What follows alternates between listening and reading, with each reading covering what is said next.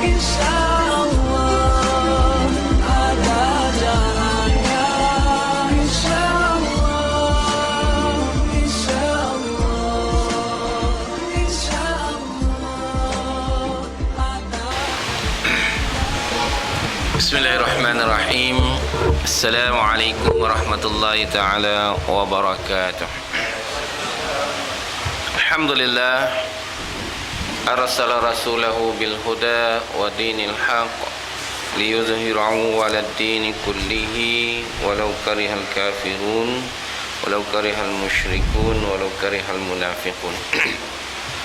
Asyhadu an la ilaha illallah wahdahu la syarikalah wa asyhadu anna Muhammadan abduhu wa rasuluh. Allahumma fassalli wa sallim ala sayyidina wa maulana Muhammad wa ala alihi wa sahbihi ajma'in. Subhanaka la ilma lana illa ma 'allamtana innaka antal alimul hakim.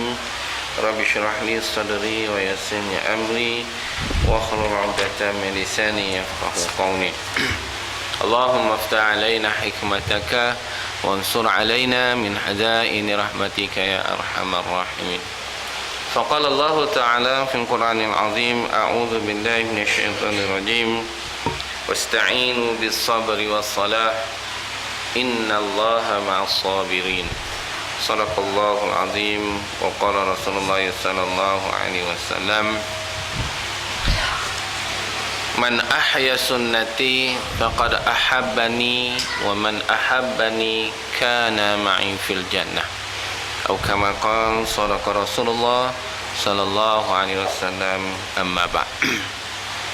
Hadirin hadirat muslimin muslimat, tetamu Allah yang dimuliakan, yang diraikan, alhamdulillah bersyukur kepada Allah Subhanahu wa taala kerana masih lagi diberikan kesempatan untuk dapat kita bersama-sama berkumpul dalam satu majlis. Ya, berkumpul dalam satu majlis yang Nabi kata, la yaq'udu qaumun yazkuruna Allah Ta'ala illa khafatathumul malaikah wa ghasyiyahumur rahmah wa nazalat alaihimus sakinah wa zakarallahu ta'ala fi man indah. Atau kama qala sadaqa Rasulullah sallallahu alaihi wasallam, rawahu Muslim. Baik. Ya tuan-tuan, apabila kita berada dalam majlis ilmu ini tuan-tuan, kita berhimpun dalam majlis zikrullah.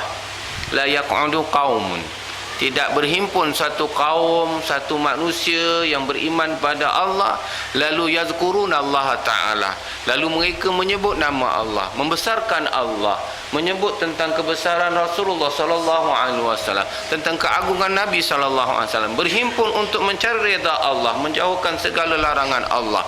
Illa khafatathumul malaikah, maka himpunan itu tidak lain dan tidak bukan akan dikelilingi, akan bersama-sama dengan mereka itu para malaikat. Himpunan kita ini tuan-tuan akan bersama-sama diiringi oleh para malaikat. Jadi jangan rasa tekilan, rasa gundah gelana, ya, rasa macam tak seronok duduk dalam majlis ilmu ni tuan-tuan. Sebab kita ni dikelilingi oleh para malaikat. Cuma kita tak nampak lah. Kalau kita nampak, baliklah kita. Kan? Ini nampak muka orang ni pun kita balik. Manusia sama manusia ni pun kadang-kadang lain macam balik tu. Kan? Apa lagi malaikat Sebab itu malaikat ni tuan-tuan. Rasulullah sallallahu alaihi wasallam apabila Allah mengizinkan Jibril alaihi salam, iaitu sahabat Nabi sepanjang 23 tahun. Sepanjang 23 tahun Rasulullah menerima wahyu daripada Jibril. Satu ketika Allah mengizinkan Jibril ini menyerupai bentuk asalnya. Apabila bertemu dengan Rasulullah, sentiasa berjumpa, tetapi sebelum itu berjumpa dengan penyerupaan. Jibril menyerupai manusia, menyerupai berbagai-bagai bentuk, tapi satu ketika Allah mengizinkan Jibril itu menyerupai bentuk asalnya. Bertemu dengan Rasulullah, apa yang berlaku pada Rasulullah tuan-tuan? Rasulullah terkejut, demam, pengsan Rasulullah. Itu kawan tu, malaikat, rupa malaikat. Kan, kalau Rasulullah pun pengsan tuan-tuan, kita kalau jumpa malaikat macam mana kan? Nak malaikat Israel. lagi tercungak-cungak gitu kan. Jadi sebelum kita ni tak kenal dik malaikat, biar malaikat jadi kawan kita. Bagaimana nak jadi malaikat ni kawan kita? Hadirkan majlis seperti ini. Majlis yazkurullah Ta'ala. Kemudian wa ghasyiyahumur rahmah, dan Allah Ta'ala limpahi dalam golongan majlis ini dengan rahmat. Wa nazalat alaihimus sakinah, dan Allah tenangkan hati mereka. Sebab tu orang yang duduk dalam majlis ini tuan-tuan, jiwanya tenang. Bukan jiwa kacau tuan-tuan. Tapi kalau duduk dalam majlis jiwa kacau, itu masalah hati, bukan masalah majlis. Kan? Ada orang duduk dalam majlis risau, gundah gelana, Kemudian yang hebatnya tuan-tuan, wa zakarallahu ta'ala fi man indah. Yang hebatnya tuan-tuan, Allah Ta'ala akan sebut nama kita di akhirat. Sebut nama kita, panggil nama kita satu persatu. Haji Yaakob, Haji Rahman, Haji Lieh, dia akan panggil. Walaupun dekat sini orang tak panggil, tapi Allah Ta'ala panggil di padang mahsyar nanti. Tuan-tuan, bayangkan Allah sendiri yang menyebut nama kita. Sebab apa? Dia kata kamu pada 20 Rabiul Awal, kamu ada di surau An-Nur dengar kuliah. Betul? Betul? Taman Rambai Jaya. Betul tak ada? Betul. Ada Ustaz, parking je, lepas tu balik. Oh, yang tu dia sebut sikit je. Tapi kalau duduk sampai habis, dia akan sebut, Allah Ta'ala sebut. Itu yang kelebihan kita. Dan alhamdulillah juga tuan-tuan, dalam kesempatan ini marilah kita berselawat kepada junjungan besar Nabi Muhammad sallallahu alaihi wasallam di atas kebanggaan kita menerima seorang hamba Allah yang cukup istimewa di atas bulan Maulid, bulan kelahiran Rasulullah sallallahu alaihi wasallam. Allahumma salli ala Muhammad wa ala ali Muhammad kama sallaita ala Ibrahim wa ala ali Ibrahim wa barik ala Muhammad wa ala ali Muhammad kama barakta ala Ibrahim wa ala ali Ibrahim fil alamin innaka Hamidum Majid.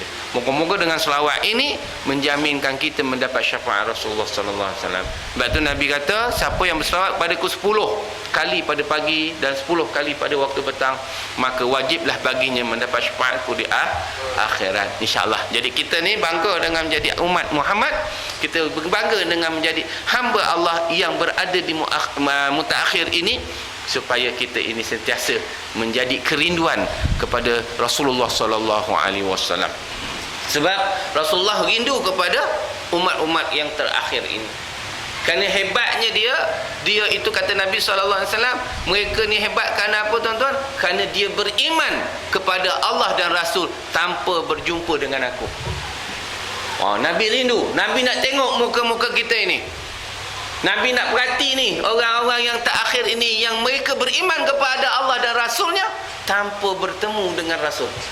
Sahabat-sahabat dahulu beriman kerana bertemu dengan Rasul. Orang-orang terdahulu bertemu dengan sahabat-sahabat. Kita beriman hebat kita ni di sisi Rasulullah sallallahu alaihi wasallam. Tapi kalau kita tak rasa bangga dengan kehebatan itu, wallahu alam dah. Kita rasa bangga patut. Sebab apa? Nabi yang memuji, aku menunggu, rindu akan umatku yang terakhir. Kenapa hebatnya dia? Dia beriman kepada Allah dan Rasulnya tanpa bertemu dengan Rasul. Masya Allah tuan-tuan. Jadi kita kena bangga. Biar kerinduan itu bertitik tolak sehingga akhir hayat kita. Sehingga besok kita boleh klaim kepada Allah, ya Allah, akulah umat Muhammad yang dirindukan. Dengan syarat, wa ma atakumur rasul fakhudhu wa ma nahakum anhu fantahu. Apa-apa yang datang daripada Allah, daripada Rasulullah sallallahu alaihi wasallam, fakhudhu, kita patuh, kita ikut, kita amalkan apa yang diajar oleh Nabi. Wa ma atakumur rasul fakhudhu wa ma nahakum anhu fantahu. Apa-apa yang dilarang, yang ditegah, yang dibenci oleh Nabi sallallahu alaihi wasallam, kita tinggalkan. Dan itu dalam hadis tadi saya sebut, man ahya sunnati, sesiapa yang menghidupkan sunnahku, faqad ahabbani, sesungguhnya dia ada rasa cinta kepada Rasulullah. Wa man ahabbani, sesungguhnya seseorang itu yang mencintai Rasulullah, kana ma'i fil jannah, sesungguhnya dia akan itu duduk bersama-sama dengan Rasulullah sallallahu alaihi wasallam dalam syurga. Amin ya rabbal alamin. Insyaallah. Hadirin hadirat muslimin muslimat yang dirahmati Allah Taala, alhamdulillah kesambung lagi pengajian kita dalam bicarakan kitab Riyadhus Shalihin karangan Imam An-Nawawi rahimallahu taala, jilid yang pertama, bab salis, bab yang ketiga. Bab yang ketiga iaitu babus sabar. Bab yang pertama babul ula iaitu babul ikhlas. Babus tsani iaitu babut taubah. Yang ketiga babus salis iaitu bab yang ketiga, bab membicarakan tentang sabar. Kita ulang balik biar ada banyak-banyak kali, jangan jemu. Sabar itu apa maknanya? Sabar iaitu boleh mengawal dan memelihara diri daripada sesuatu ketetapan yang telah diputuskan oleh akal fikiran atau keputusan yang lain. Sabar iaitu tenang menghadapi segala cabaran, dugaan, rintangan, duka cita. Manusia ini tuan-tuan akan melalui satu cobaan, akan menghadapi suatu dugaan, dua dugaan. Satu dugaan dalam bentuk nikmat. Satu lagi dengan dugaan atau cobaan Allah dalam bentuk duka cita. Ada orang panggil bala. Saya tak suka panggil bala. Saya suka panggil duka cita. Maknanya yang tak menggembirakan. Tuan-tuan, dalam hidup kita ada dua je. Menyeronokkan dan tidak menyeronokkan. Ada dua-dua ke? Seronok pun tidak, tak seronok pun tidak. Ada? Ada tak ada? Kalau ada, tolong bagi saya satu tip biar saya boleh nak juga. Ada ketikanya kita duka cita. Duka cita maknanya menghadapi musibah, menghadapi kepayahan, duka cita. Kadang seronok, kahwin dua, seronoknya. Kok kahwin dua duka cita? Oji. Kalau haji kahwin dua lebih daripada satu, suka mak haji yang duka cita. Gurau je sebab itu abang haji setia yang satu, sebab tak nak bagi duka cita. Ya, ada ketikanya kita duka cita dua saja.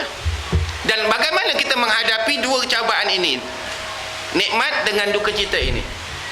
Nabi Imam An-Nawawi kata, hendaklah kamu sabar. Apa dia? Tenang. Kita kalau dapat untung tuan-tuan, lupa diri. Lupa diri je. Kawan pun jadi musuh kan. Humming lah tuan. Mic ni. Dia humming sikit. Slowkan sikit dia punya bass. Bass ke treble. Dia humming dekat dengan ni. Minta maaf lah, dia gangguan sikit. Jadi kita kalau dengar punya yang faham aje lah. Ustaz cakap macam nak berdekah-dekah tak faham tak? Minta tolong betul sikit je lah jalan okay, tak apa. Sikit je, dia slowkan sikit. Sebab kita dekat dengan speaker dalam ni, dia kompartmen kecil. Allah ganggu tuan-tuan tak apa benda kebaikan tak apalah. Tu kena sabar lah tu.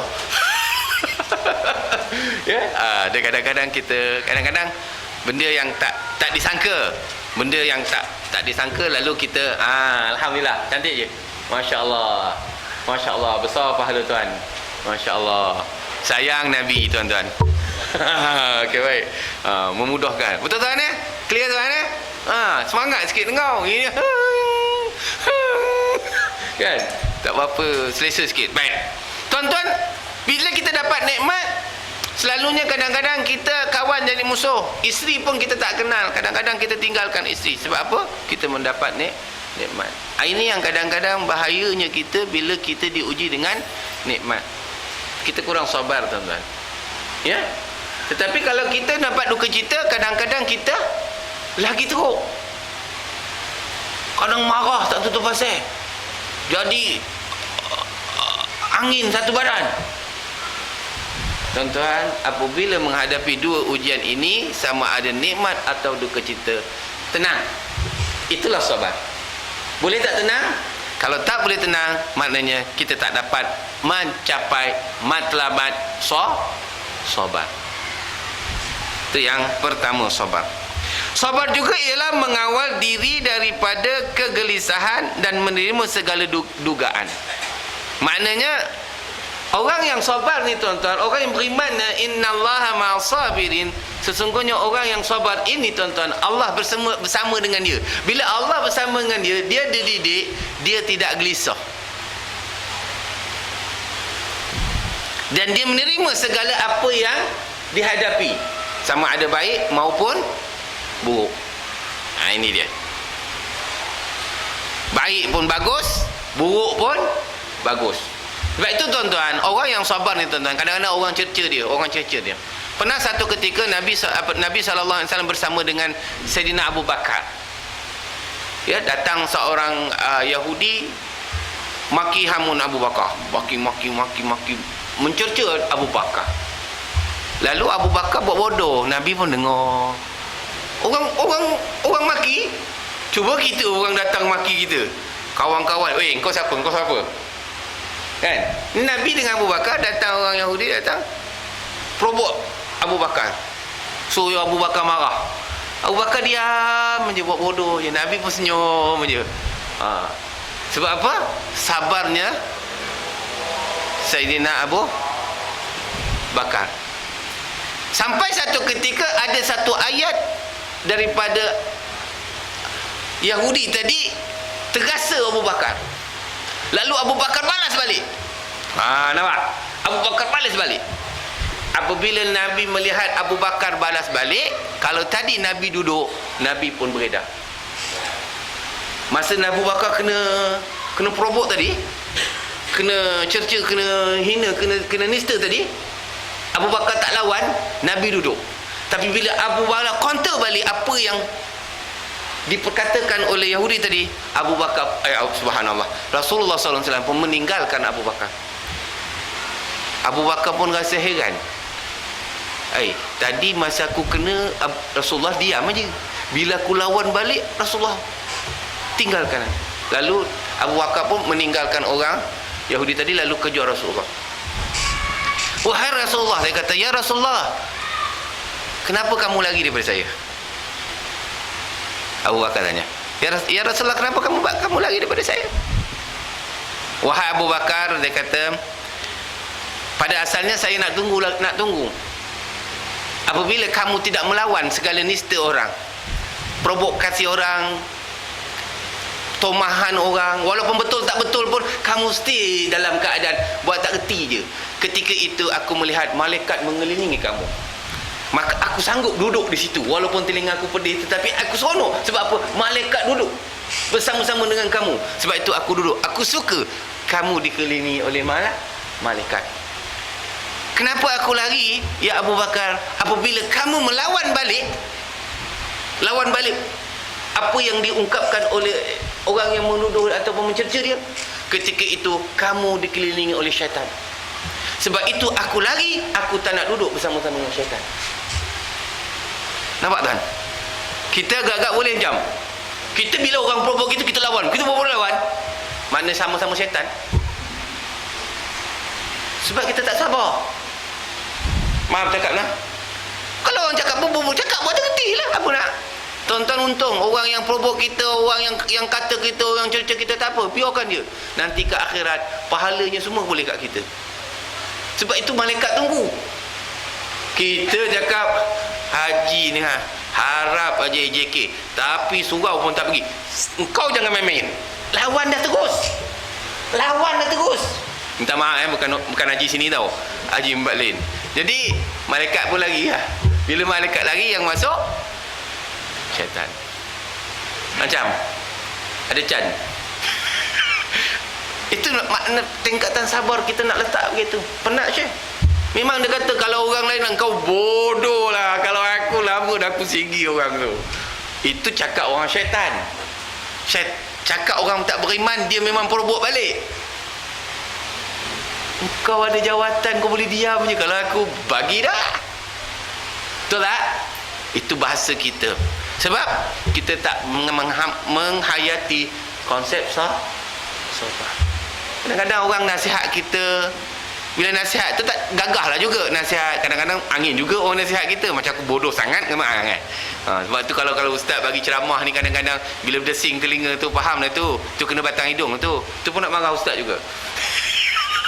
Cuma dia jaga sikit sebab takkan nak marah ustaz. Buat bodoh je lah dia. Tapi dalam hati boleh tahan juga ustaz ni. Mulut outspoken dia kata. Kan? Ada juga. Padahal kita nasihat, tegur. Kita tak sebut nama pun. Betul Ji? Tuan-tuan, sepanjang saya buat kuliah kat sini, saya ada sebut nama tuan-tuan untuk keburukan tuan-tuan? Tak ada. Saya sebut saja karakter.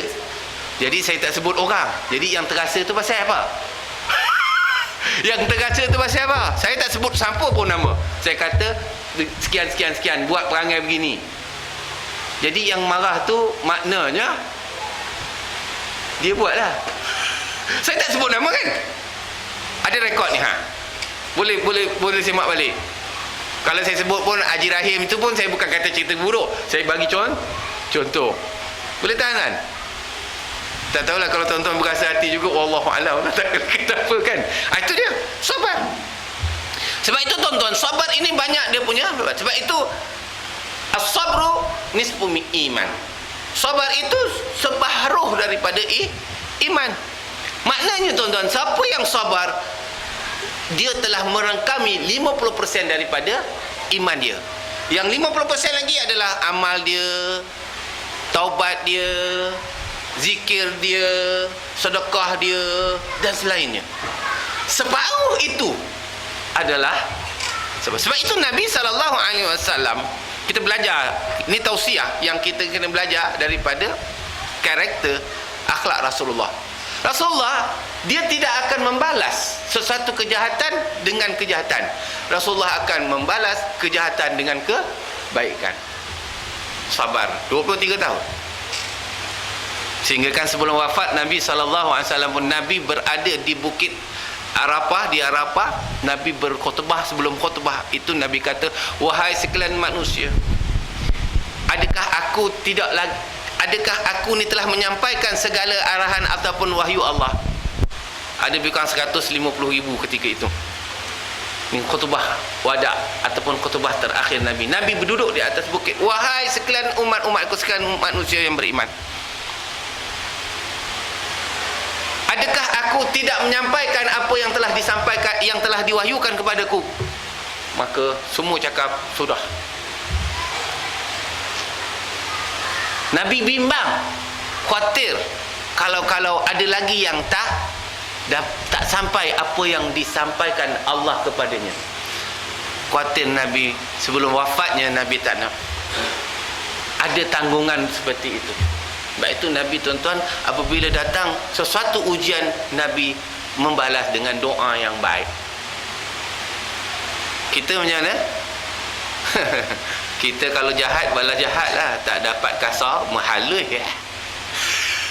Kan je ya? Tak dapat kasar, cara halui. Miang kau, siap kau tak kenal aku siapa. Dia lupa. Sebab dia ada sifat, dalam hatinya ada sifat rububiyah. Apa dia? Sifat ketuhanan. Dia rasa dirinya besar. Sedangkan siapa lagi besar, tuan-tuan? Allah SWT. Nabi pun tak pernah marah umat dia. Nabi pun tak pernah marah musuh dia. Kita bukan Nabi, bukan tabi, bukan sahabat, bukan orang-orang yang hebat. Baru nak hebat, baru nak start. Tapi pantang orang bagi, marah selalu, balas.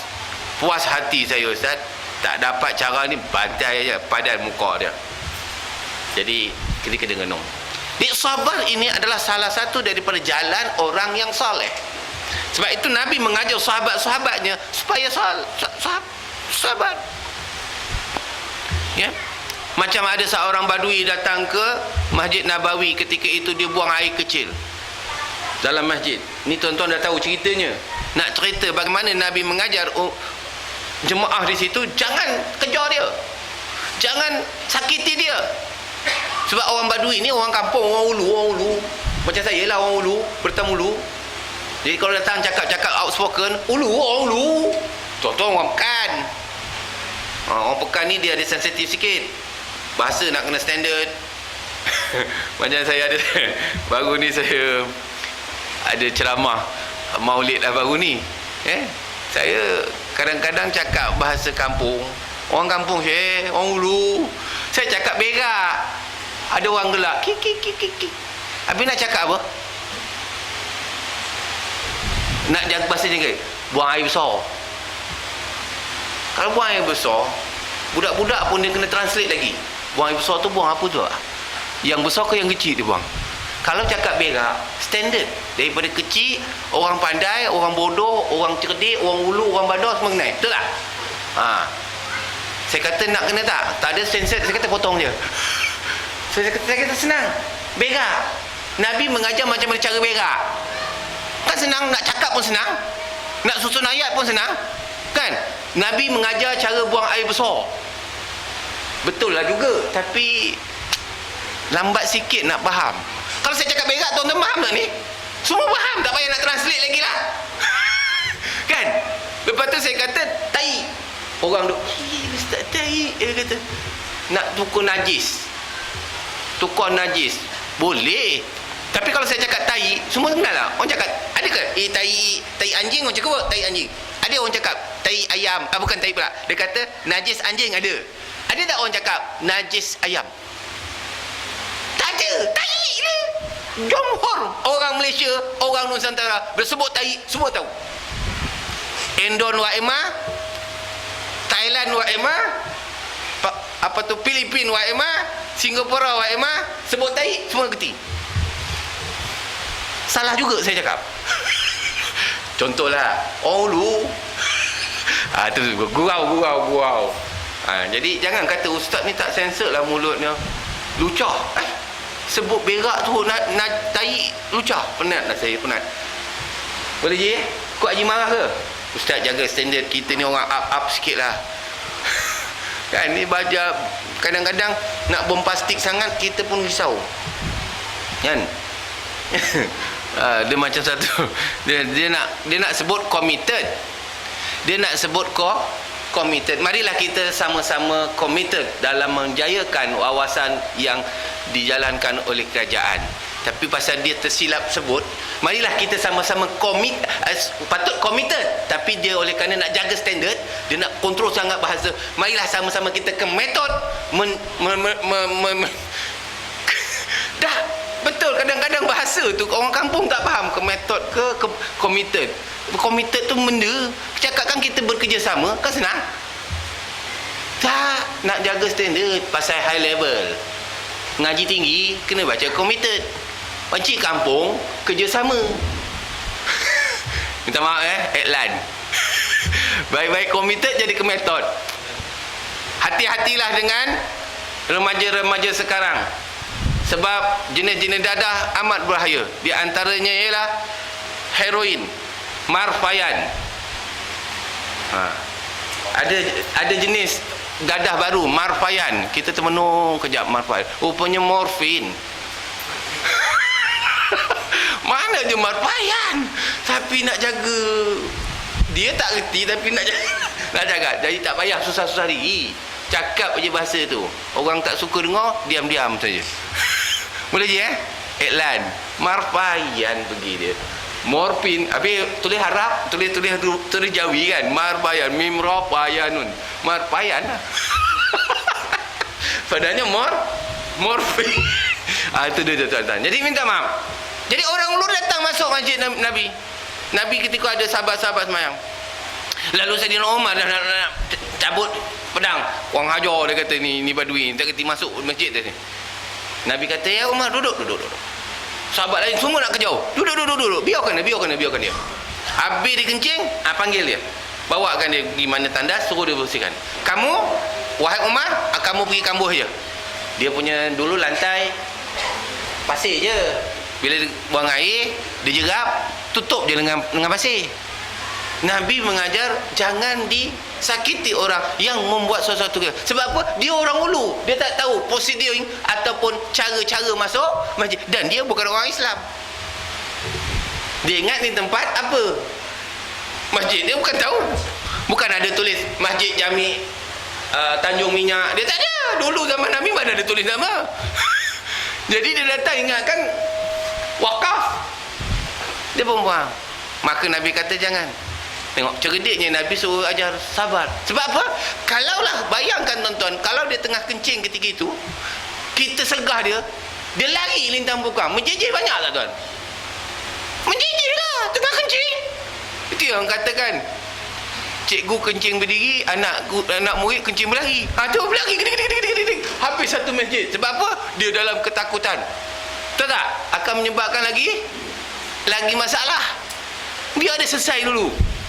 Tambah satu. Dok, satu masjid kau kena cuci. Mana kau nak? Nabi kata, biarkan dia. Cerdiknya Nabi, suruh ajar sabar. Kalau kita, kau tak reti ni masjid kau. Wah. Sebab tu tuan-tuan, kita ni gagal dalam pembentukan saksiah dalam rumah Allah. Sebab kita tak masih lagi memahami konsep rumah Allah. Ini minta maaf. Bukan tuan-tuan lah. Jumhur masyarakat kita. Kadang-kadang anak-anak datang, sembahyang, kita herdik dia. Kita jerkah dia. Kata-kata tarbiyah tak kena. Kan? Anak-anak biasalah main. Berlari sana. Kan? Itu normal je kan? Anak-anak, budak-budak. Mas pergi masjid, berlari. Duduk. Kita takbir je, Allahu Akbar. Dia Allahu Akbar. Dekat dia. Lepas tu, itu normal. Tak payah marah. Panggil dia, anak-anak, mari kita semayang sama-sama. Ajak dia dengan cara rahim, dengan cara kasih sayang. Jangan jerkah je. Ni nak main ke nak semayang? Nak main balik. Oh. Halau je. Macam mana dia nak sayang kat masjid? Tengok muka haji dia lagi. Pasal apa? Nanti haji tu marah saya. Betul tak? Kita kena dulu zaman kecil. Tapi bukan kita nak balaskan bilik, kita kena betulkan balik lah. Sebab Nabi tak ajar begitu. Kita ambil balik cerita sejarah tadi. Nampak je? Didiklah dia. Mana je? Ini kita tengok orang baru sampai je. Engkau dah duduk sejak taman ni berapa tahun? Oh, sejak taman ni buka. Wah, baru aku nampak muka engkau. Kan bahasa tak elok tu. Patutnya Alhamdulillah sahabat, tambah lagi jemaah kita. Ahlan dia. Mana you welcome. You are welcome. Mana ra'i kan dia. Ini poli dia. Baik-baik kawan tu letak balik terus. Dia nak angkat takbir pun kekok. Sebab apa? Orang pakat tengok kata bawah. Jemaah lama lah. Jemaah regular. Dengan jemaah yang baru hari tu sampai masjid. Baru surau ke masjid tak tahulah. Dia baru tambah kali. Baru masuk masjid. Kamu orang baru sini? Tak, dah lama sejak. Oh, tak pernah nampak muka. Wah, action betul orang lama ni ya. Orang lama mana? Wallahualam. Kat Ethiopia kan. Nah, itu tarbiyah tak kena. Sebab itu kita tak dapat. Sabar itu hilang. Maka Nabi mengajar kita sabar itu supaya kita dapat. Mana yang perlu marah, mana yang perlu didik, dia ada beza. Sebab itu orang yang marah lawannya sabar. Didik adalah teguran untuk membina seseorang supaya lebih baik daripada kita. Itu didik. Tapi masyarakat kita kurang didik, banyak marah. Betulkan. Masyarakat kita banyak marah. Nak betulkan orang dengan cara marah, dengan cara enforcement. Cuba cara didik bagaimana Nabi ajar. Boleh tuan-tuan? Saidina Umar dulu sebelum masuk Islam memang marah betul. Dia dengar je siapa yang masuk Islam, menyinga dia, muka merah padam. Sebab itu Nabi berdoa, ya Allah, bukakanlah hati Umar supaya dia masuk Islam. Dengar surah Taha, dia boleh lembut hati. Kita dengar surah-surah keras hati. Itu masalah kita. Ya, masya-Allah. Baik, sebab itu tuan-tuan kena hati-hati. Kena ajar diri kita supaya sabar. Dan nak sabar ini bukan suatu jalan yang mudah. Kena ada mujahadah, kena ada lawan nafsu kita. Nafsu amarah. Inna nafsa amaratu bisu. Sesungguhnya nafsu itu tidak ada kerja lainnya kecuali mengajak kepada kejahatan. Sebab itu sabar. Dan kita akan menghadapi ujian dugaan dan nikmat itu. Dan kalau nikmat tu kadang-kadang kita lupa. Kadang-kadang bila kita menghadapi ujian duka cita, kita akan menyesal. Tapi itu Nabi ajar dalam hadis yang ke-30 ini, dalam menghadapi dugaan yang musibah yang menduka citakan. Ya, baik. Wa an Abi Zaid Usamah bin Zaid bin Haris maula Rasulullah sallallahu alaihi wasallam wa hibbihi wa bani hibbihi wa radhiyallahu anhuma qala arsalat bintun nabi sallallahu alaihi wasallam ana bani qad tudira fashhadna farsala yuqri'u salam wa yaqulu inna lillahi ma akhadha wa lahu ma a'ta wa kullu syai'in indahu bi ajalin musamma faltasbiru la tahtasibu farsalat ilaihi tuqsimu alaihi la ya'tiyannaha faqama wa ma'ahu Sa'dun ibnu Ubadah wa Muaz bin Jabal wa Ubay bin Ka'ab wa Zaid bin Sabit wa Zaid bin Sabit wa rijal radhiyallahu anhum farufi'a ila Rasulillah sallallahu alaihi wasallam sabiyyun faq'adahu fi hijrihi wa nafsuhu taqa'u fafadat aynahu faqala Sa'dun ya Rasulullah ma hadha faqala hadhihi rahmatun ja'alaha Allah ta'ala fi qulubi ibadihi wa fi riwayati fi qulubi min syai'in min ibadihi wa innama yarhamullahu min ibadihi ar-ruhama'i rawahu muttafaqun alaihi. Sallallahu Rasulullah sallallahu alaihi wasallam atau kama qala. Baik. Hadis ini nak ceritakan seorang salah seorang daripada keluarga menghadapi ujian, anaknya sakit, lalu nazak dan menghadapi kematian. Ya, itu musibah lah. Ya, musibah. Maksudnya daripada Abu Zaid Usamah bin Zaid bin Harisah maula Rasulullah sallallahu alaihi wasallam, yakni kekasihnya dan anak kekasihnya radhiyallahu anhuma, yakni anak Rasulullah sallallahu alaihi wasallam. Anak Rasulullah sallallahu alaihi wasallam yakni Zainab telah menghantar seorang utusan dengan menyatakan bahawa sesungguhnya anakku hampir meninggal. Maka saksikanlah kami. Nabi pun berkirim salam dan bersabda, sesungguhnya menjadi hak Allah apa yang diambilnya dan apa yang diberinya, dan segala sesuatu terkandung kepada ajal yang ditentukan baginya. Maka hendaklah bersabar dan menyerahkannya kepada Allah. Makanya ada seorang datang beritahu kepada Zainab, aku ni ada menghadapi musibah, anakku sakit, lalu menghadapi sakaratul maut. Marilah tengok, marilah ziarah katanya. Marilah ziarah. Lalu diberitahu kepada Rasulullah sallallahu alaihi wasallam. Lalu Rasulullah pun kata,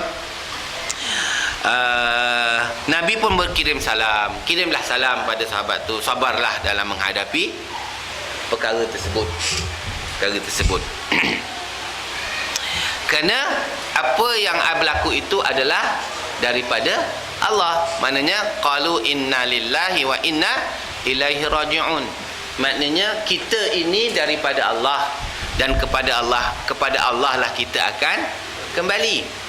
Maknanya Nabi mengajar kepada sahabat, katakan qalu inna lillahi wa inna ilaihi raji'un. Kita ini daripada Allah. Sebenarnya perkataan itu apabila kita dengar musibah, bukan balik kepada yang menerima musibah. Salah. Ini persepsi yang kena betul. Kalau kita dengar berita lah, ada orang meninggal, ada orang aksiden, ada orang mendapat musibah, kita kena baca qalu inna lillah wa inna ilaihi rajiun. Bukan doa itu kepada yang berlaku musibah, tetapi pada kita. Sebab dia kata inna lillah, sesungguhnya kami daripada Allah, supaya mengingatkan kita tentang musibah itu. Yang kita nak khabar kepada orang yang dapat musibah itu takziah, bukan innalillah. Ini yang kena betul. Kita ni kalau dengar hantar WhatsApp innalillahi wa inna ilaihi rajiun, siapa yang baca? Kita hantar WhatsApp, kita hantar tweet, kita hantar, dia tulis innalillah, siap, Allahumma fillahu warhamhu, pada surah Fatihah dia tulis. Siapa yang baca? Orang yang musibah, orang yang kena musibah baca. Salah. Yang kita kirim takziah, Tuan, takziah diucapkan, bersabarlah. Itu sepatut ucapan yang kita berikan kepada apabila kita menerima sesuatu berita musibah. Bukan kita hantar inna lillahi wa inna ilaihi raji'un, Allahumma fillahu warhamhu, al-Fatihah. Ini yang kadang-kadang kita ni gunakan teknologi tak berapa tepat. Teknologi itu tak salah, cara kita approach tu salah. Yang disuruh inna lillahi wa inna itu ucapan untuk kita, bahawa musibah itu kepada dia, kena ingat musibah itu mungkin kena pada kita. Sedia inna lillah, sesungguhnya kami ini daripada Allah. Maknanya itu musibah dari Allah, kita pun bersedia untuk menghadapi musibah. Itu namanya perkataan inna lillah. Ini ucapkan di tahniahlah innalillah. Dibagi kat orang tu. Sedau lah kat sini lah. Kat kita. Boleh faham kan? Sebelum ni kan kita selalu hantar kan, bila dengar berita kematian, zoom, WhatsApp tu, cuk, sampai tak boleh nak baca. Penuh. Ya? Yalah, alhamdulillah lah, prihatinlah sahabat-sahabat kita hantar bila dengar berita musibah ni, dia hantar. Terutama macam baru di sebulan lepas ibu saya meninggal. Alhamdulillah, terima kasih pada yang mengucapkan takziah pada saya, termasuklah innalillah. Tak apalah, nak macam mana, belum masuk tajuk kita, hari ni baru masuk tajuk. Tak boleh marah. Benda dah berlalu, hari ni baru masuk tajuk, baru boleh nak cerita. Jadi tak perlu hantar innalillah. Innalillah itu untuk kita, diucap, bukan ditulis. Macam kan? Orang lain musibah jangan tulis, kita yang kena sedar. Dia tu dapat kemalangan, aku ni bila pula? Kena hati innalillah wa inna ilaihi raji'un. Sesungguhnya aku ini milik Allah dan kepada Allah aku ni akan dikembalikan. Kena betul tu. Lain macam tuan tengok macam tak puas hati je, tengok macam lain je tengok.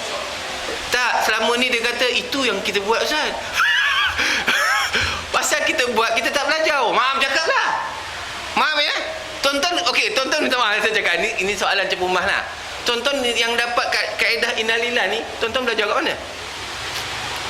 Pasal orang pas kita pas je. Orang copy paste. Betul tak? Pernah tak kata kat aku ni? Tak ada. Semua kat dia je. Kesian betul. Sebab kalau ikut ayat itu kan, innalillah, aku milik Allah, bukan dia milik Allah. Dia memang dah milik. Ni kena tahu. Boleh faham? Takziah supaya dia bersabar, itu betul. Takziah, sabarlah dengan kemalangan itu ataupun dengan kematian itu. Moga-moga rohnya ditempatkan bersama orang yang soleh. Yes, itu betul. Itu no comment. Tapi bila sebut innalillah, panjang pula tu. Masa bila kawan tu nak baca, kalau ada 1000, jenuh lah, delete je. Betul tak tuan? Jadi kalau kita betulkanlah. Jangan orang Taman Rambai Jaya duk bawa perangai macam orang taman lain pak. Dah hari ni dah belajar. Jadi kalau orang tak hantar kita innalillah tu, jangan kecil hati pula. Sampai hati dia ni, aku ada kematian pun tak ada seorang pun hantar innalillah. Tak payah kecil hati. Tapi kalau orang hantar takziah itu normal. Bersabarlah. Sebab Nabi pun kata ni, Nabi mengirim salam kepada orang yang menyampaikan berita dan hendaklah dia bersabar. Maknanya ucapkan takziah. Boleh faham tak? Boleh faham tuan? Macam tak puas hati je tengok. Saya risau. Dan macam-macam kontra pula dengan apa yang dah buat. Jadi saya berani cakap sebab minta maaf cakap kita dapat yang perkataan innalillah tu kita tak belajar pun, kita main ikut je. Kan? Apa fungsi je innalillah tu? Okay? Minta maaf tuan Kalau salah tolong bertanya dengan ulama besar-besar lagi, guru-guru yang lebih hebat lagi. Saya tak apa hebat je lah. Saya ni guru ulu. Ya, jadi tuan-tuan kita nak betulkan balik. Ya, kalau saya silap tolong cari pembetulan, tanyalah dengan ustaz-ustaz yang lain. Saya tak ada masalah. Tapi yang saya faham itulah. Sebab perkataan itu untuk orang yang mendengar musibah bersedia muhasabah diri supaya kita ini bersedia menghadapi musibah. Boleh faham ji? Okey. Kemudian anaknya mengirim utusan lagi meminta baginda datang. Dah Nabi dah pesan sabarlah gini-gini, lalu mengucapkan takziah kepada keluarganya. Lalu anak tadi datang lagi untuk bertemu dengan baginda. Baginda pun datang bersama-sama Sa'ad bin Ubadah, Mu'az bin Jabal, Ubay bin Ka'ab, Zaid bin Harith bin Sabit dan beberapa orang lagi radhiyallahu anhum. Maknanya apabila kali kedua keluarga tadi minta, ya Rasulullah datanglah rumah, tengoklah anak saya yang dalam keadaan menghadapi sakaratul maut. Mula-mula Nabi kirim salam aja, sabarlah dalam menghadapi, buatlah sepatutnya. Tapi kali kedua utusan Nabi dan sahabat-sahabat yang lain datang kerana hajat seseorang. Nampak, dua kali dia datang. Bila dua kali datang, tak sampai tiga kali Nabi dah datang. Itu hebatnya perangai Nabi, akhlak Nabi SAW. Kita ni dekat 10 kali orang panggil, tak datang-datang sampai nyunsung. Nampak perangai kita hebat benar. Naklah dia orang penting dekat satu kawasan tu. Sama bukan orang sini. Minta maaf. Ini saya nak tuju pada imam-imam, bukan imam sini. Imam-imam umum. Saya tak sebut imam sini. Jadi imam sini pun imam-imam. Siapa yang jadi imam kena ingat, kamu itu dilantik oleh masyarakat untuk mengepalai sesuatu aktiviti agama. Tolong jangan action sangat. Kalau orang dah panggil, tuan tolong baca doa rumah saya nak buat kenduri. Tak payahlah minta buat surat, dah tanya AJK. Tak payah. Orang dah kabur pergi je. Tak payah bentang kapet merah nak bunga mangga, bunga kompang. Tak payah. Aku kompang kau orang kan. Imam-imam ni gatal betul. Ngada-ngada. Minta maaf, bukan imam sini Imam sini tak buat. Imam ni sebut je jalan sama-sama. Tapi kalau tak panggil, jangan marah. Imam apa ni? Imam dah panggil, tak ada panggil. Memang tak ada panggil. Jangan kata panggil, itu menipu. Tapi kalau sebut sekali. Kalau ada, kita tak ada hajat. Kalau ada hajat, khabar, minta maaf tuan, saya ada hajat, minta maaf saya tak dapat datang. Clear. Dia akan cari ustaz lain. Dia akan jadi imam lain. Ini imam dah lah datang tak beradab. Dia suruh beradab. Engkau tu beradab sangat kan? Imam lain Tuan-tuan pernah kena dalam benda ni? Pernah kan? Sakit hati tak? Sakit tapi nak marah imam. Jadi imam tak ada immunity. Dia kena belajar sifat Nabi. Nabi pertama, Nabi kata Nabi tak boleh datang, Nabi kirim salam. Nampak? Dalam hadis ni. Kali kedua datang lagi, maknanya dia betul-betul hajat Nabi datang. Nabi pun bawa dengan sahabat-sahabat. Jadi kita kalau orang ajak sekali, macam ajak ayam, kita buat tak kisahlah. Tapi kalau ajak betul-betul, bawalah satu je jemaah. Jangan jemaah tak payah pergi, dia tak campur orang. Ini lagi kurang ajar punya. Bukan imam sini, imam tempat lain. Ada tuan-tuan. Ni rakam biar orang dengar. Kalau buka biar dengar, biar imam tu sedar. Imam mana? Umum. Saya tak salahkan imam semua, tapi ada karakter imam yang macam tu. Dia boleh bawa ke jemaah, jangan pergi rumah tu, orang tu tak pernah datang surau. Tuan-tuan, apa punya karakter imam macam tu tuan? Agak-agak dia layak lagi ke jadi jawatan kuasa untuk akan datang? Kalau tuan-tuan lah dapat imam macam tu, nak lantik lagi tak? Tak payah. Kalau saya pun tak payah. Lutut jawatan sekarang. Kalau saya lah. Awak tak ikut sikah Nabi. Tapi awak jadi imam. Orang yang dihormati. Tapi awak tidak menghormati orang. Nampak? Jadi tak payahlah. Minta maaf Siapa yang imam jangan kecil hati dengan saya. Kalau rasa-rasa terbuat, tolong baiki je. Itu je lah. Jadi jadikan orang yang mudah. Ya. Jadikan orang yang mudah. Nabi ketua negara yang datang ni orang sakit mati, memang dah tahu nak mati pun, kalau tak pergi pun mati dah. Tapi dia hajat minta Nabi datang. Nabi datang dengan sahabat, bawa jom, mari kita pergilah. Orang ni hajat no kata, ada mau pergi. Ya. Maka anak itu diangkat ke hadapan Nabi SAW dan didudukkan di atas ribanya. Nampak? Hajatnya tuan rumah itu sebab anaknya ini dalam keadaan nazak, lalu dia pun minta Nabi pangku. Nabi kata tak payah kotor. Tak ada. Nabi pangku sebab memenuhi hajat orang. Kita ni bila orang minta hajat banyak punya songai. Inilah, itulah, tak ada ini, tak nak lah, itulah. Songai betul. Saya banyak kali tuan-tuan orang nak belah mulut kan. Baby 7 hari dia buat kekah, dia nak tahnik. Bahasa Arabnya tahnik, bahasa Melayunya belah mulut. Maka dia kata, Ustaz nak pakai apa Ustaz? Cincin emas, garam, gula, asam. Saya kata ni tuan nak masak ke nak apa? Dia kata tak, biasa orang minta gitu. Tak ada. Saya minta air zam-zam ada? Tak ada Ustaz. Okey, tak ada. Air mineral. Jangan pening suruh dia beli. Air zam-zam tak ada, aku tak datang. Wah, action betul. Air zam-zam wajib ke? Tak. Kalau ada, pakai. Tak ada, ambil air mineral. Okey, cari buah tamar. Ada tamar? Tak ada Ustaz. Okey, cari kismis. Kismis tak ada? Tak apa. Madu ada? Madu ada. Madu. Takkan satu tu pun tak ada. Ni dah macam-macam ada. Ni Ustaz dah gunting. Saya pun pening ni. Asam keping, asam jawa. Saya kata nak buat apa?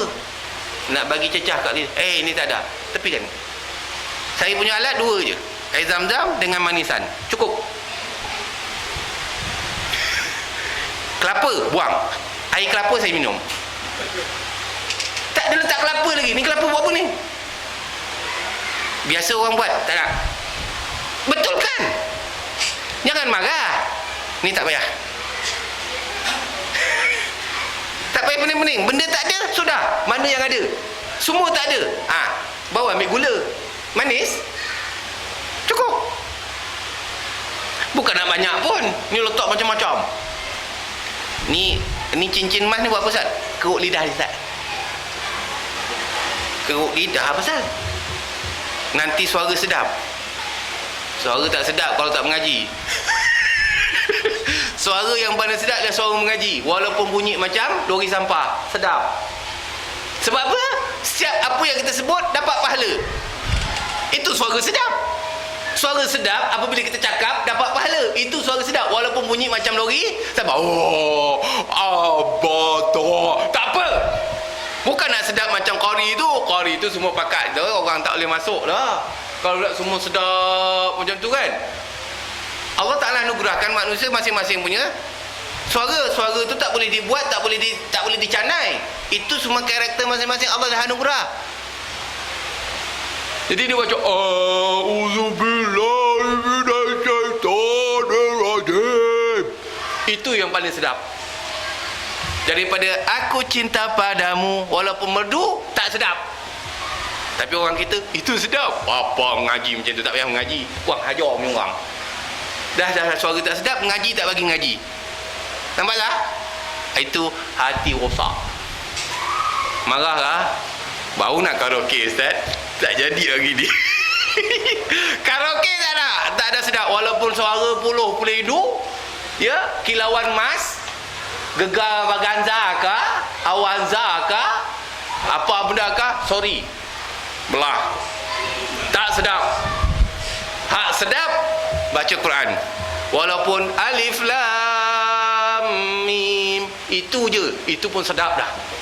Tak sedap lah Ustaz, suara saya tak ada suara. Saya cukup menyampah kalau orang kata, baca.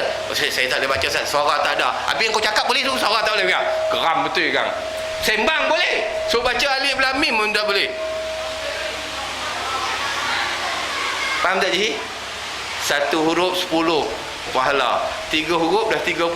Kan baik? Kan suara yang paling sedap, siap sebut kita dapat pahala. Macam jadi suara tu bukan kerana merdu tu sedap, tak ada. Dapat pahala tu yang sedap. Nasihat orang tu sedap. Walaupun orang marah. Baik, Nabi pun pangkum. Balik cerita tadi kan. Jadi kalau benda tu tak ada, tak cukup bahan, jangan menyusahkan orang. Mana yang ada, jalan. Boleh faham je saya senang je. Ada. Sebelum dia telefon. Okey, ada tak air zam-zam? Tak ada. Apa yang ada? Lepas tu paling minta kurma atau kismis. Itu biasa ada lah, insyaAllah. Tak ada pun madu. Tak kira madu original tak original nombor 2. Ustaz nak original ke tak original? Payah pula nak tanya pula. Ya, madu original tak original. Mana kita kerti bukan pakar bab madu. Nak tahu asli, orang asli jual. Memang confirm madu asli. Ya, walaupun dia tipu. Asal orang asli jual, confirm asli. Betul je Kalau orang ulu jual, memang madu ulu namanya.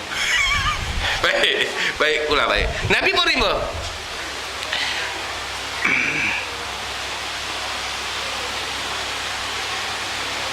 Sewaktu nafasnya sedang nazak, mana budak itu tengah menghadapi sakaratul maut, air mata Rasulullah sallallahu alaihi wasallam berlinang. Bila Nabi riba kanak-kanak itu bila di tengah nazak kan, Nabi tahu orang tengah nazak ni menghadapi kesakitan yang teramat. Nabi faham. Nabi menghadapi menangis. Apabila Nabi melinang, persepsi orang kan dilarang menangis, dilarang meratap, dilarang meraung apabila menghadapi sesuatu musibah. Maka dalam ketika itu Nabi pun mengalir, matanya mengalir. Lalu Sa'ad bin Ubadah pun kata, "Haza ya Rasulullah, ma haza?" Ya Rasulullah, kenapa mengalir? Dia counter balik lah. Pasal Nabi mengajar sebelum ni, apabila kamu mendapat musibah, jangan kamu meratap, meraung, macam tak puas hati dan sebagainya. Tapi bila berlaku kematian begini, kenapa Rasulullah mengalir air mata? Maksudnya gitulah. Ya? Ma haza ya Rasulullah?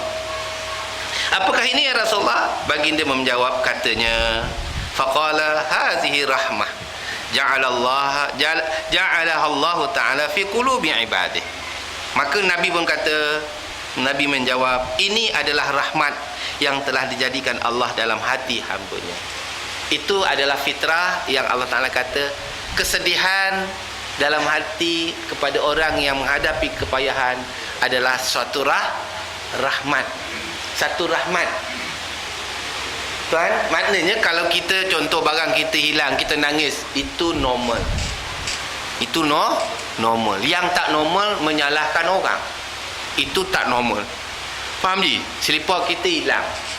Mari masuk surau, keluar-keluar mana selipar kita? Satu surau kita tawaf, bising macam nak gila, macam ayam bau telur. Woi, korang ni kalau tak mampu beli selipar, kabarlah, aku boleh belikan 100 lah. Contoh. Dia hingat satu tu. Selipar dia hilang. Rupanya orang pakai pergi tandas, tuan-tuan. Dia bising. Bukan orang sini, orang lain. Betul tak? Memang kita rasa marah apabila harta kita, barang kita terlepas daripada kita. Sebab itu memang fitrah ada. Tak tahulah kalau tuan-tuan kata, alah selipar tak apalah, RM1.50 aja, jalan kaki cek beli lain. Ya, ada. Gitu kan? Tuan-tuan memang hebat. Iman kuat macam tu tuan. Kan? Ataupun selipar aku tak ada, sapu selipar orang. Lagi hebat. Ya, itu yang berlaku dalam kita sebab kita tak sabar. Nabi kata, maka Sa'ad bin Sa'ad bin Ubadah mengatakan, wahai Rasulullah, kenapa kamu menangis? Maksudnya, sedangkan kamu melarang kita apabila berlaku musibah, jangan menangis. Nabi kata apa? Itu adalah rahmat. Kerana dalam hati itu ada sifat sedih, kasih. Sebab sifat kasih. Bila kasih ni, bila sahabat kita ada menghadapi sesuatu musibah, kita rasa simpatilah. Sedih itu adalah simpati. Di dalam satu riwayat yang lain, di dalam hati orang-orang yang dikendaki dari hamba-hambanya, dan sesungguhnya Allah Ta'ala mengasihi orang-orang yang kasih daripada hambanya. Maknanya sedih itu sifat kasih. Isteri kita meninggal, takkan kita nak gelak ketawa, hahaha, isteri aku meninggal, ada can kahwin lain, melampau kan. Orang kata ni sedar tak sedar haji ni, ini sihat ke tak sihat. Ustaz kata tak boleh nak sedih, kena gembira lah. Itu yang dekat sahabat, masa saya duduk dekat Tawau dulu tuan-tuan, apabila berlaku kematian tuan-tuan, 1 minggu tuan-tuan, dia berpesta, main judi, buka kaset lagu, berjoget atas kubur. Bila kita tanya, kita pun pelik. Tadi siang menangis, bila dah ke bumi, dia pesta, pasang radio, kaset, joget dekat kubur. Masa ini pengalaman lah, pengalaman masyarakat di sana menghadapi kematian. Saya kata, kenapa ni tuan-tuan? Saya panggil beliau, sana orang beliau tu kira orang tua lah kan. Beliau kenapa ni? Dia kira orang pangkal lah, orang ketua kampung lah. Beliau, Pak Ustaz, dia kata, ini biasa saja. Kan Nabi pesan tak boleh sedih. Ini kita tak mau sedih lah, ini kita nyanyi, joget supaya tidak sedih. Kan nanti seksa itu. Kubur, dalam kubur tu kan seksa kalau kita sedih. Oh, dia pusing kat situ, dia baca hadis tak habis. Oh, Allah ya Tuhanku. Kita tak boleh cakap tak boleh. Kang masalah pula gitu. Sabar dulu, kena terbiah cara lain. Masa tu dah jadi budaya dia. Seminggu Syekh berjudi atas kubur untuk nak hilang sedih. Subhanallah. Itu bukan budaya kita. Itu adalah unsur-unsur khurafat, tahyul, mahyul, mana budaya-budaya yang bukan daripada Islam. Jadi sedih itu normal. Ya, kita kehilangan orang yang kita sayang, nangis, mengalir air mata, tak ada masalah. Yang salahnya mengoyak-oyak balik, guling-guling, hantuk-hantuk kepala. Aku dah tak ada orang tempat nak menggantung orang gini-gini kan. Macam Mak Haji lah, alah abang dah meninggal menjanda lah saya, siapa nak bagi makan. Padahal pencen kejap lagi masuk kat dia, dia lupa tu. Tapi dia kata, siapa nak bayar saya, anak kecil-kecil. Kan selalu dia cakap macam tu kan. Itu adalah ratapan, tak perlu cakap begitu. Sabar. Tapi kadang-kadang kita lupa. Kalau belah-belah Arab, belah Pakistan, India semua, dia orang koyak-koyak badan, berguling dan sebagainya. Orang Melayu tak adalah. Cuma dia kata, alah Ji, macam mana Ji, si saya dah meninggal Ji. Sabar Ji, boleh meninggal lagi. Bukan masalah tu Ji. Kan dah, dengar nikah lain, segar sikit boleh kan. Semangat sikit kan. Tapi tak adalah orang bagi nasihat apa itu kan. Jadinya, maknanya tuan-tuan, kita menangis dalam menghadapi segala ujian Allah dibenarkan, tetapi jangan melampau. Yang mustahak, tenang dulu. Menangis, Nabi pun menangis. Nabi menangis ketika Khadijah wafat. Nabi menangis. Abu Talib meninggal, Nabi nangis. Ya. Sayyidina Hamzah, bapa saudaranya perang Badar juga di antara nangis. Perang Uhud Nabi pernah menangis bukan sebab sayang orang-orang yang hebat, orang-orang yang boleh mempertahankan agama Allah Ta'ala ini telah dipilih oleh Allah Ta'ala untuk syahid. Itu normal, tetapi jangan terlampau-lampau, sebab sabar itu adalah lebih utama. Tuan-tuan hadirin hadirat muslimin muslimat yang dirahmati Allah. Jadi dalam kita menghadapi ujian Allah, nak tahu kita ni sabar, kita dalam keadaan ketenangan.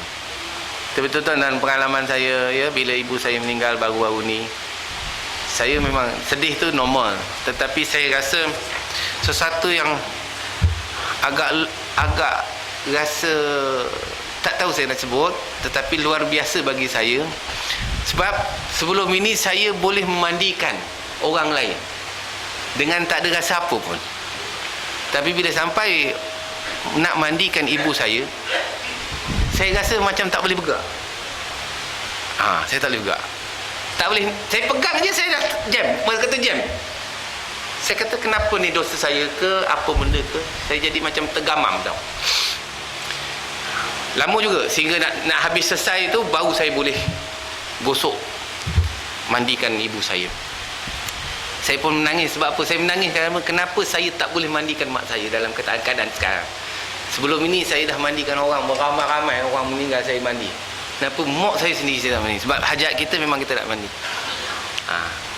Itu di antara pengalaman. Secara bukan kita nak, tapi akhirnya kita mohon, ya Allah bagilah kemudahan supaya kita dapat menguruskan. Alhamdulillah. Alhamdulillah dapat mandikan ibu saya, kapankan ibu saya, menjadi imam kepada ibu saya dan memasukkan lahat ibu saya ke dalam dengan adik-beradik saya. Semua adik-beradik saya buat. Itu alhamdulillah yang itu je. Cuma bila saya pegang ketika nak mandikan saya tak boleh bergerak. Saya diam kat situ. Tak semena-mena air mata melilit gitu je lah. Itu ibu kan. Itu di antara pengalaman lah. Mungkin tuan-tuan berbeza dengan saya. Saya bukan nak cerita itu, saya spontan yang tak boleh kita nak buat. Walaupun kita kata orang tu dah biasa benda tu, tetapi bila sampai waktu Allah Ta'ala kata ini ada satu ujian bagi kamu, kita kena sabar. Maka kita kena tenangkan jiwa kita lah, tenangkan hati kita supaya kita boleh menghadapi itu dengan keadaan biasa, reda. Kita reda dia mati. Alhamdulillah ibu saya meninggal, adik-beradik semua dapat kita hadap. Kita masa dia mengembuskan nafas yang terakhir pun kita semua adik-beradik hadap, tak ada masalah. Jadi kita tengok dia pun pergi dalam keadaan ketenangan. Ni cerita lah. Sebab memang kami pun reda dia pergi dalam keadaan cukup tenang. Cuma bila esoknya kita nak saya nak baca Yasin pun tak boleh, tak keluar tuan-tuan. Saya pegang Yasin ni tak boleh keluar. Yasin pun tak boleh keluar. Yasin tak boleh keluar. Hak ni senang je. Yasin senang. Bila dah depan ni jenazah ibu saya tak boleh keluar. Masya Allah tuan-tuan. Apa ujian itu kita terima. Tapi kita reda, alhamdulillah akhirnya semuanya berjalan dengan baik, alhamdulillah. Itu pengalaman saya. Bukan saya nak bukan nak cerita, masing-masing mempunyai berbeza dengan keadaan. Jadi tuan-tuan, kembali kepada tajuk kita, sabar itu adalah nilai yang cukup tinggi. Bila kita dapat menghadapi ini, insya-Allah kita akan dapat mengawal nafsu kita, mengawal keadaan, dan kita akan berada dalam keadaan yang diredai oleh Allah Ta'ala. Maka moga-moga kita menjadi orang yang sabar, insya-Allah. Jadi sekadar itulah untuk malam ini. Mohon maaf banyak-banyak sekiranya ada keterlanjuran bahasa saya, ya. Mana-mana yang saya bagi contoh tu tak ada kena mengenai orang hidup atau orang mati. Kalau berkecil hati, saya minta maaf. Kalau tak puas hati, jangan marah saya, rujuk dengan ustaz yang lain. Jangan kata ustaz tu apa-apa buat fatwa baru pula. Tak ada, saya bukan buat fatwa baru. Saya nak bagi tahu saja. Kalau tak puas hati, rujuk kepada ahli. Fas'alu ahla zikr in kuntum la ta'lamun. Bertanyalah kepada orang yang ahlinya sekiranya kamu tidak mengetahui. Wallahu a'lam. Kata itu untuk malam ni. Jumpa lagi pada masa akan datang tahun depan. Ya. Dah tahun depan dah. Kalau ikut maghrib kita dah tahun depan. Kalau Masihiyah tunggu nanti pukul 12 pelampung. Dekat dataran sana. Bunga api lagi. Kita tak ada. Hak tu tak bid'ah pula. Nak nyambut maulid bid'ah. Hak menyambut tahun baru tak ada bid'ah pula. Pening kepala lah. Tak ada orang haram kata, oi bid'ah tu cabut. Tak ada pula seorang pun kata. Kita nyambut maulid, nak berselawat, bid'ah pula. Entahlah tuan-tuan, mabuk kita. Tak payah layan lah, ikut dia lah. Engkau nak bid'ah lah. Yang mustahak kita buat, minta Allah Ta'ala reda je. Amin. Ya Rabbal Alamin. InsyaAllah jumpa lagi. Aku liqali hazan, astaghfirullahaladzim li walakum. Misal muslimina wal muslimat wal mu'minina wal mu'minat birahmatika ya arhamar rahimin. Bismillahirrahmanirrahim. Alhamdulillahirabbil alamin. Wassalatu wassalamu ala asyrafil anbiya'i wal mursalin wa ala alihi wa sahbihi ajma'in. Allahumma zidna 'ilman warzuqna fahma, la hawla wa la quwwata illa billahil 'aliyyil 'azim. Allahumma ij'alna ma'ana hadzal jam'a marhuma وتفرقنا من بعد تفرق معصوما ربنا آتنا في الدنيا حسنة وفي الآخرة حسنة وقنا عذاب النار الحمد لله رب العالمين أخيرا تسبيح كفارة dan salatul arsh subhanallahi wa bihamdihi asyhadu an la ilaha illa anta Bismillahirrahmanirrahim wal 'asri إلا الذين آمنوا وعملوا الصالحات وتواصوا بالحق وتواصوا بالصبر وبالله التوفيق السلام عليكم ورحمة الله وبركاته والله